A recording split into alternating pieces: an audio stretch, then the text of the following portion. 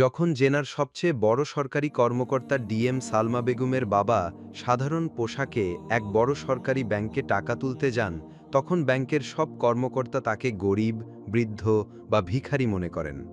কেউই জানত না এই ব্যক্তি জেলার সর্বোচ্চ কর্মকর্তা, ডিএম ম্যাডাম সালমা বেগমের বাবা। সবার ধারণা নিশ্চয়ই কোনো ভিখারি এত বড় পেশাদার ব্যাংকে কি করতে এসেছে। বৃদ্ধ ভদ্রলোক ধীরে ধীরে হাঁটতে হাঁটতে কাউন্টারের দিকে এগিয়ে যান। সেখানে রেশমা নামের এক সিকিউরিটি গার্ড বসেছিল। বৃদ্ধ লোকটি রেশমাকে বললেন, বেটি, আমাকে ব্যাংক থেকে টাকা তুলতে হবে, এই নাও চেক। রেশমা চেকটা না দেখেই বলল, তোমার সাহস কেমন করে হলো এই ব্যাংকে ঢোকার?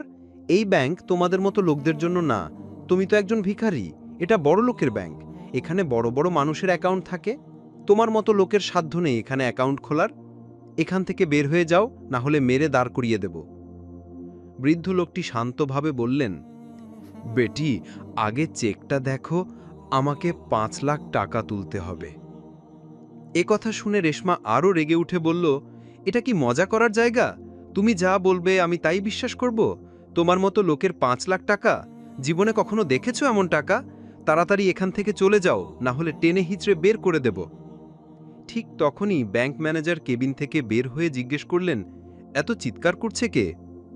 রেশমা সঙ্গে সঙ্গে বলল, স্যার, একটা ভিখারি কিছুতেই যেতে চাইছে না। ব্যাংক ম্যানেজার রেগে গিয়ে বাইরে আসেন এবং কিছু না শুনেই সেই বৃদ্ধ লোকটিকে একটি থাপ্পড় মারেন। থাপ্পড়টা এত জোরে ছিল যে লোকটি দুলে গিয়ে মাটিতে পড়ে যান। ম্যানেজার রেশমাকে বলেন, একে টেনে হিচড়ে বাইরে বের করো। কোথা থেকে যে এমন লোকজন চলে আসে? রেশমা তখন জোর করে সেই বৃদ্ধকে ব্যাংক থেকে ধাক্কা দিয়ে বের করে দেয়।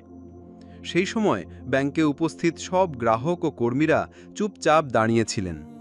কেউই জানতেন না এই ব্যক্তি আসলে জেলার ডিএম সালমা বেগমের বাবা।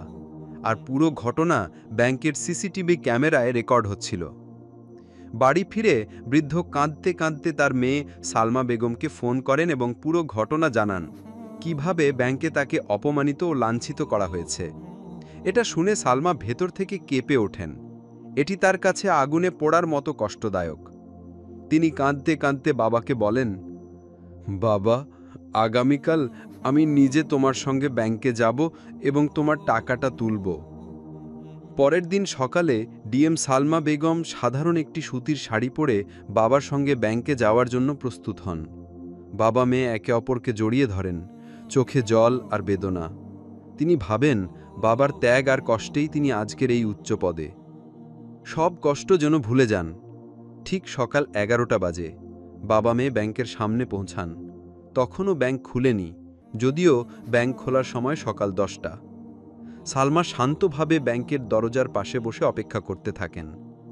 কয়েক মিনিট পর ব্যাংক খুললে তারা ভেতরে প্রবেশ করেন।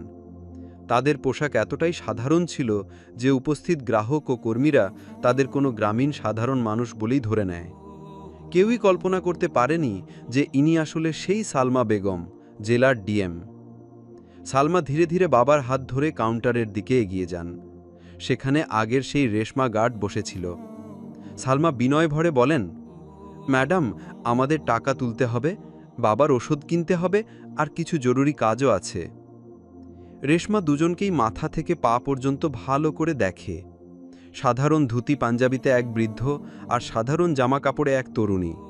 কোনো দিক থেকেই তারা কর্মকর্তার মতো মনে হচ্ছিল না।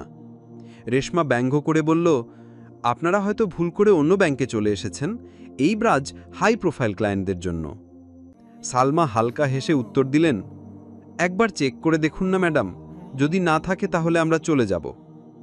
রেশমা অনিচ্ছা সত্ত্বেও ঘোমটা নিয়ে বলল, একটু সময় লাগবে, ওখানে বসুন। সালমা বাবার হাত ধরে এক কোণের ফাঁকা চেয়ারে বসে পড়লেন। বাবাকে পানি দিলেন এবং নিজেও চুপচাপ বসে রইলেন। ব্যাংকে থাকা লোকেরা তাদের দিকে একভাবে তাকিয়ে দেখছিল। সাধারণত এখানে আসতেন ধনী ব্যবসায়ী, অফিসার ও প্রভাবশালী ব্যক্তিরা, দামি গাড়ি আর চকচকে পোশাক পরে।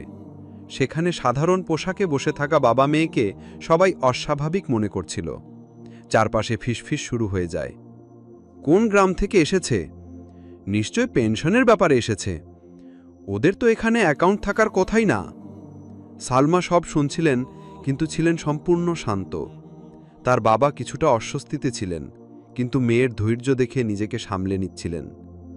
কিছুক্ষণ পর সালমা রেশমাকে বলেন, আপনি যদি ফ্রি থাকেন তাহলে অনুগ্রহ করে ম্যানেজারের সঙ্গে দেখা করিয়ে দিন, আমার জরুরি কথা আছে।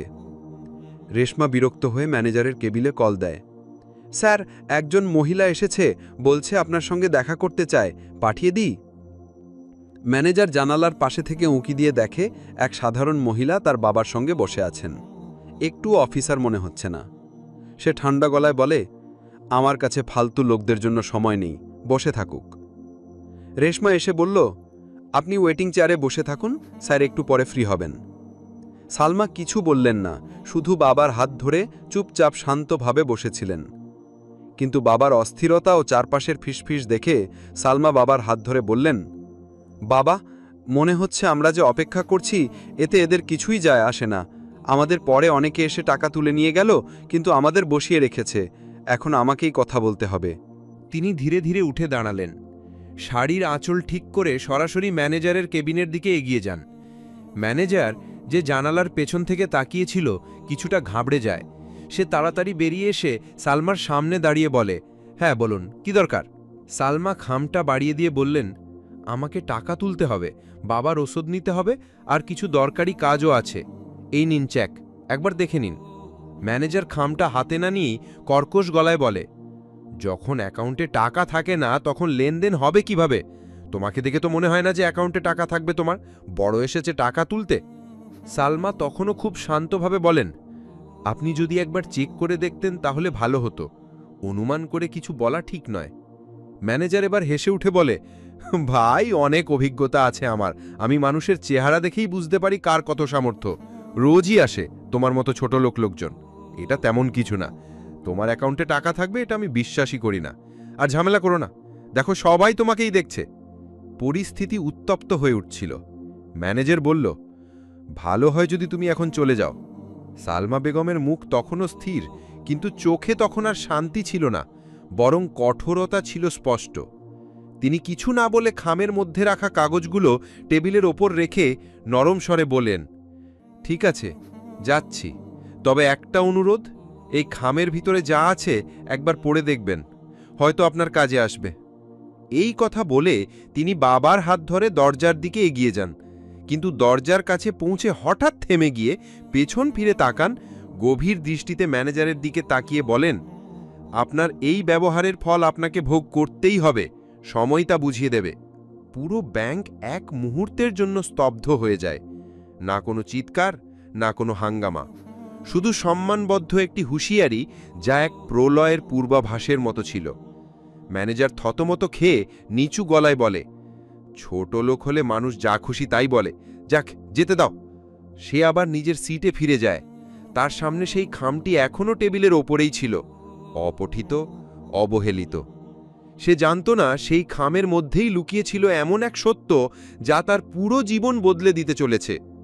পরদিন ব্যাংকে আবার সেই পুরনো রুটিন শুরু হয়, কিন্তু এবার একটা পরিবর্তন ছিল।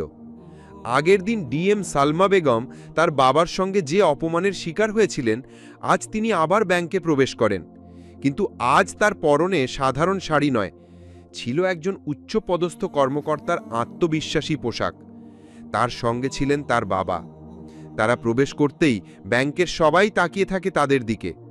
সালমা বেগম কোনো দিকে না তাকিয়ে সরাসরি ম্যানেজারের কেবিনের দিকে এগিয়ে যান। ম্যানেজার প্রথমে সালমাকে চিনতে পারেননি, কিন্তু তার ব্যক্তিত্ব আর আত্মবিশ্বাস দেখে কিছুটা ঘাবড়ে যান। তবে তার পাশে দাঁড়ানো বৃদ্ধকে দেখেই ম্যানেজারের মুখ ফ্যাকাশে হয়ে যায়।